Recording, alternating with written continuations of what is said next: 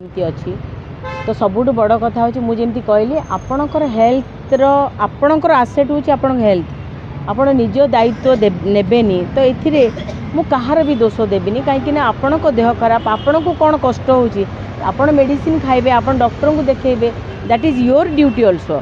तो माँ बापा तो माँ तो जेहेतु माँ एवं मानसिक स्थिति भल ना से दुखरे अच्छा तो डेफिनेटली से ना से विषय कहे किंतु आमे केबे भी देखो लव कैन हैपन एनीबडी आपण समस्त को भल पाइबा हो लव हो तेणुक सेटा को आमे गुरुत्व दबा अपेक्षा से पर्सनल इश्यूज थिला जदि भल पाइबा का सहित है अफेयर है आमे से विषय आलोचना करने आवश्यक नहीं। मु चाहूँगी जे ओडिशावासी को जो ह्यूमन जो